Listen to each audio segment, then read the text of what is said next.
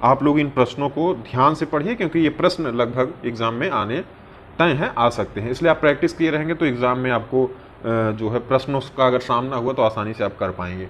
जैसे एक प्रश्न है, बहुत ही अच्छा प्रश्न है कि निम्नलिखित में से वह व्यक्ति कौन है जो संसद सदस्य नहीं है, यानी संसद का सदस्य तो नहीं है लेकिन उसे संसद को संबोधित करने का अधिकार है। इसमें जैसे चारों ऑप्शन दिए गए हैं, चारों ऑप्शन में कोई भी ऐसा व्यक्ति नहीं है, कोई भी जो संसद का सदस्य है, लेकिन एक ऐसा सदस्य है जिसको संसद को संबोधित करने का अधिकार है, और उस सदस्य का नाम क्या है दोस्तों? भारत का अटॉर्नी जनरल। जो भारत का अटॉर्नी जनरल होता है उसको संसद में संबोधन यानी संसद को संबोधित करने का अधिकार दिया गया है। जैसे सांसद लोग संबोधित करते हैं, प्रधानमंत्री संबोधित करते हैं, अन्य मंत्री संबोधित करते हैं, उसी तरह से भारत का अटॉर्नी जनरल जो है वो संसद को संबोधित करने का अधिकार रखता है। तो ये प्रश्न पूछा जा सकता है, इसलिए आप ध्यानपूर्वक जो है थोड़ा सा देख लीजिएगा, क्योंकि महत्वपूर्ण प्रश्न है। अगर अगले प्रश्न की बात करें कि प्रश्न दिया गया है कि निम्नलिखित में से कौन से हमारे सौर मंडल का एक आंतरिक ग्रह या पार्थिव ग्रह है? तो आंतरिक ग्रह पूछा गया है, तो सूर्य से निकटतम 4 जो ग्रह हैं वो आंतरिक है। जैसे बुध, शुक्र, पृथ्वी, मंगल, ये 4 जो हैं ये हैं आंतरिक ग्रह, और बाकी जो हैं वो बाह्य ग्रह हैं। तो इसमें शुक्र, बुध और पृथ्वी, मंगल में यहाँ पे ऑप्शन में क्या दिया गया है? मंगल। तो जो सौर मंडल का आंतरिक ग्रह या पार्थिव ग्रह कहलाता है वो है ऑप्शन में दिए गए ग्रहों में, वो है मंगल।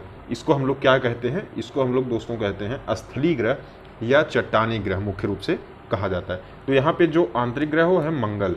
अगर अगले प्रश्न की बात करें यहाँ पर, तो योग दर्शन के प्रवर्तक कौन थे? योग दर्शन, अगर योग दर्शन की बात करें हम लोग थोड़ा सा यहाँ पर दोस्तों, प्रवर्तक पूछे जाते हैं। योग दर्शन, न्याय दर्शन, सांख्य दर्शन, वैशेषिक, मीमांसा। तो इसके लिए आपको ये ध्यान रखना बहुत जरूरी है। अगर हम लोग न्याय दर्शन की बात करें तो न्याय दर्शन के लिए गौतम हो जाएंगे। कौन? गौतम ऋषि। ये चीज़ ध्यान रखिएगा, क्योंकि आगे आने वाले एग्जाम्स में पूछे जाते हैं। दूसरा एक और दर्शन हमें ध्यान देना है, सांख्य दर्शन, जिसके कौन है? कपिल। जिसके प्रवर्तक कौन है? कपिल जी। और वैशेषिक दर्शन की अगर बात करें यहाँ पर, वैशेषिक, इसको नोट कर लीजिएगा आप। वैशेषिक दर्शन की बात करें तो वह है दोस्तों कणाद। कौन है? कणाद मुनि। और मीमांसा की बात करें, मीमांसा, तो इसके कौन है? जैमिन। जैमिन, ये चीज आप ध्यान रखिएगा। और योग दर्शन की बात करें तो योग दर्शन के जो प्रवर्तक हैं वो है महर्षि पतंजलि। अगर आप ध्यान दें थोड़ा सा, तो योग से जुड़े बाबा रामदेव जी हैं, और उनकी एक कंपनी चलती है, उस कंपनी का नाम क्या है?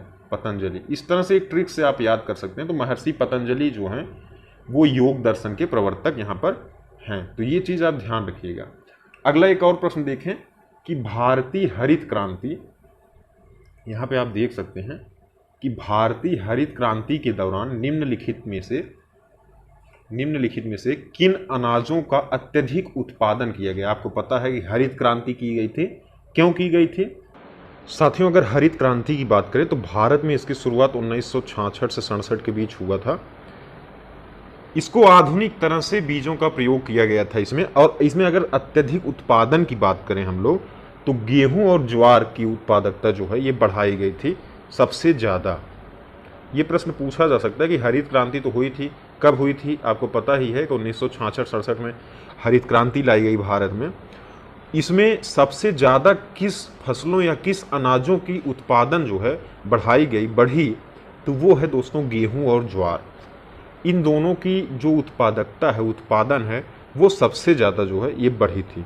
अगला एक और प्रश्न है कि पानीपत का प्रथम युद्ध किसके बीच हुआ था? आपको पता होना चाहिए कि पानीपत में कितने युद्ध हुए थे? 3 युद्ध हुए थे, पहला, दूसरा और तीसरा। तो इसमें आपका प्रथम युद्ध पूछा गया है कि प्रथम युद्ध किसके बीच हुआ? प्रथम युद्ध दोस्तों कब लड़ा गया? 1526 में। उस समय कौन आया था? बाबर। और बाबर ने एक तरह से लड़ाई की थी, बाबर से युद्ध हुआ किसके बीच? दिल्ली के सुल्तान इब्राहिम लोदी के बीच। इब्राहिम लोदी वहाँ क्या था? दिल्ली का सुल्तान था। उसके और बाबर के बीच पहला पानीपत बैटल हुआ, पानीपत युद्ध हुआ 1526 में। तो यहाँ पे ऑप्शन नंबर दूसरा वाला जो है ये सही हो जाएगा।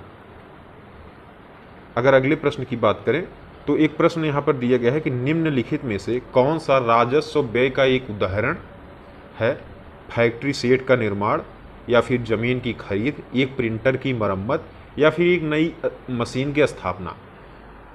दोस्तों यहाँ पे अगर हम थोड़ा सा बात करें, थोड़ा सा हमें समझना पड़ेगा यहाँ पे राजस्व व्यय और पूंजी व्यय में अंतर।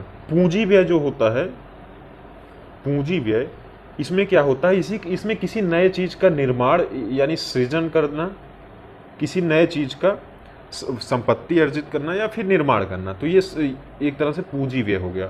और राजस्व व्यय की बात करें अगर, तो राजस्व व्यय जो है उस किसी चीज़ की रखरखाव में या फिर उसके मरम्मत में किया जाता है। तो यहाँ पर आप देख लीजिए कि राजस्व व्यय ऐसा व्यय होगा जो नया नहीं होगा, बल्कि किसी चीज़ की मरम्मत या उसके रखरखाव की बात करेगा।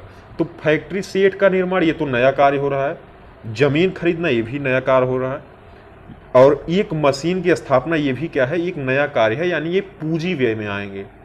लेकिन एक प्रिंटर का मरम्मत जो है, एक प्रिंटर की मरम्मत जो है, ये आएगा राजस्व व्यय में। किसमें आएगा? राजस्व व्यय में। तो यहाँ पे सही ऑप्शन जो हो जाएगा, राजस्व व्यय का जो उदाहरण है वो है एक प्रिंटर की मरम्मत। ये प्रश्न आपने देखा होगा। अगर अगले प्रश्न की हम लोग बात करें, यहाँ पे आप देख सकते हैं थोड़ा सा कि निम्नलिखित में से किस मृदा की ढुलाई गुरुत्वाकर्षण द्वारा होती है? तो इसमें दोस्तों जो हिमनद मृदा होती है, हिमनद मृदा, इसकी जो ढुलाई होती है वो किससे होती है? गुरुत्वाकर्षण के द्वारा। किसके द्वारा? गुरुत्वाकर्षण के द्वारा। तो ये प्रश्न आप ध्यान रखिएगा। अगला एक और प्रश्न देखें अगर हम, कि एक आदमी 5 मीटर की दूरी जो है साफ तरीके से नहीं देख पा रहा है, तो उसको कौन सा रोग हुआ है?